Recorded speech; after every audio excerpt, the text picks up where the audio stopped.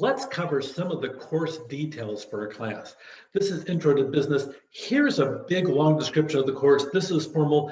As you can see, we cover economic system, the legal system, international, political, financial institutions. We cover a huge, vast amount of things, everything that does business. Business is probably one of the most exciting topics you could possibly talk about. You use business just about every day of your life. You put a gas hose, you put that into your car, you plug in your car if you have an electric car, all that, you're paying somebody for something that's called business. You're in business just about every day that you live and exist in the United States because there's an exchange of services and money happening nonstop. I'll let you read this because people that read stuff to me just drives me crazy. And maybe you, this is also in your syllabus as you go through. We also have a series of things called student learning objectives. These are things that my goal is to teach you before the end of this course. So there's several of them. Here's one set, another set, and another set by the time it's all done. So we're going to cover all those things. You can read them all in your syllabus. I really hit them when they come through each chapter. Each time we have a lecture for a class, I include those on a regular basis so you know where we're going. And just so you know, my goal here is twofold. I'm going to try to sit down there and teach you as best I can all the academic parts of business. I want you to sit there and have a working knowledge. You pick up the Wall Street Journal, The Economist, whatever business magazine or paper you get. I want you to have a working knowledge of what's being said there and to be able to develop an intelligent opinion about it. The other part, I want you to be able to take the course material here and apply it outside the classroom into the real world. My goal, and we'll see if it's possible, I'd like you to be able to use the material in this class 5, 10, 15 years from now because you learned it here. So I want to have a practical application to the things that you learn in this class that you can use in the outside world. A couple things, we have a textbook, it's a good textbook, and I don't just say that because if it's a bad one, I'm going to tell you, this is a good one.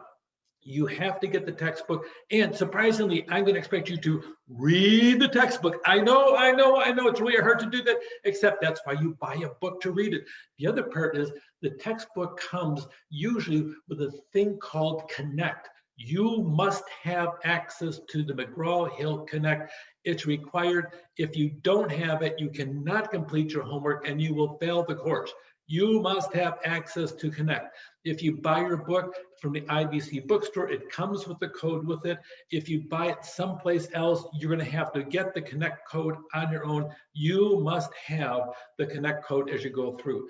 An important part of this class, because we're teaching this class asynchronously, which means we don't have a time when we meet together as a group. This is all individual. We're going to be doing these videos on a regular basis, and you'll be able to see that. But if you want to communicate to me, a lot of times we do that with email. When you sit down and send me an email, make certain you put your name in the subject line and then also include the class and the section number. I teach a lot of classes and I have a lot of student emails. Make certain you put management 1 and your section number 66600. Like, oh, what a cool number, by the way. Anyway, so the assignments that should be posted in Canvas, watch them. Make certain on your emails, the best emails are the ones that are brief, direct, and to the point as you go through the process. Now, keep in mind that this is a 3-unit class. We're starting late. We're going to cram an awful lot of material into this before the end of the semester. So that being said, assume for every hour of class, we've got 3-hour class, that's what this is called, the 3-credit-hour class, you got to put at least 2 hours outside the class. On top of that, we have a compressed calendar. So make certain on the course workload, you're going to plan for a minimum of 9 hours of work for this class. If you can't do it, drop it now because that's going to be there. If you do the homework, if you watch the lectures, if you look at the PowerPoints, you're going to probably pass this class with an A or B. If you blow it off, okay, you are not going to be able to pass this class. Keep in line with the homework and life will be good. Canvas, it's a big deal. Okay, so we have an excellent, anything goes wrong on Canvas, Canvas is pretty self-explanatory as you go through it. Anything goes wrong, we have a great student technical support line.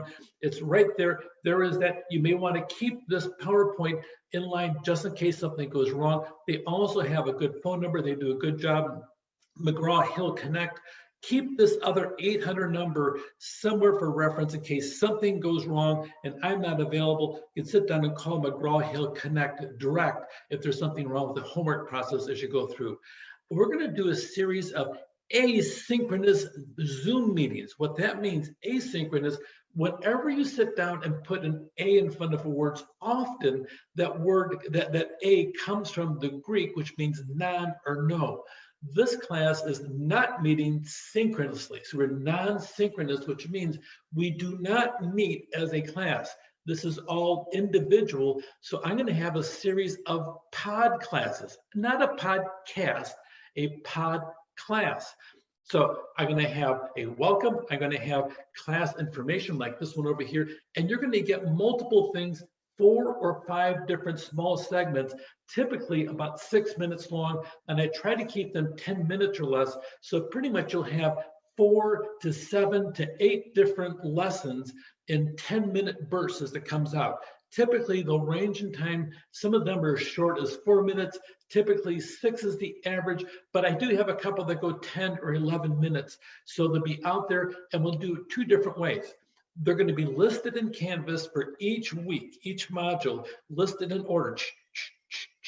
And you'll be able to go through sequentially and see them one after the other, or watch a couple, take a break, then another couple. And I'm going to send them to you on announcements on a time delay. What the plan is, they hit your email, boom, at 7 o'clock Monday. If it's got more than 5 that week, you'll have a second one hitting at 3 o'clock Monday, Tuesday, boom, at 7 o'clock. And then every single morning, it'll hit your phone or your computer at 7 o'clock with a briefing. You can watch them anytime during the day at your convenience. So I'm trying to do this and have a compartmentalized class so you can sit down and focus for that whole time and just really get the material. The studies show, the data shows that you have a higher retention if I have a shorter duration. So the intent here is for you to retain the maximum amount you can in a class. So I've already experimented with this for the last year. So you were one of the first classes. We're going to do a full-blown pod class in the process. I hope you'll like it because this is designed just for your learning style. Here's a series of activities. You'll see them all in the syllabus. We have 4 tests in this class, and I dropped a low score. You also have a celebration of learning. Shh, that's code for final, but we have it. But I like to think celebration of learning sounds a lot cooler in the process. There's an important series of dates. Do everything and turn it in on time. If you turn it in late, there will be a reduction of about, it says 50%, typically I knock off 25%. Make sure you turn it in late. And I also have a thing called the rule of 4. Okay, if you're late on something, you can always ask for an extension. I will grant up to 4 extensions and skip any kind of a late penalty, but I track them. So keep in mind that I'm serious about the 4 as you go through. If something happens, because life does happen, and you need to drop the class, don't be rude and just blow it off and not do it, because guess what? You'll flunk and you'll get an F. Okay, if you need to drop the class, then drop the class early on, and that we can to get some of your money back from the class, but also to drop you from the roster, because if I have no assignments coming in, I will count them all as zeros. So don't do that. So make certain on the drop policy, you drop early or let me know and I can drop you from the class. Anyhow, I expect you all to be honest. If you cheat, bad things will happen. I can't waterboard anymore. It's against the law. Oh, man. Anyway, so yeah, student code of conduct, make certain that you have good, solid conduct. One of the things on the discussion boards is make sure you're civil. And to be honest about it, I like to see some dialogue happening. And by dialogue, if somebody has a position over here, you have a different one, then talk about that. I think it's really healthy for us to sit down and have respectful dialogue as we go through. All that being said, I'm looking forward to a great class this semester. I hope you are too. Take care.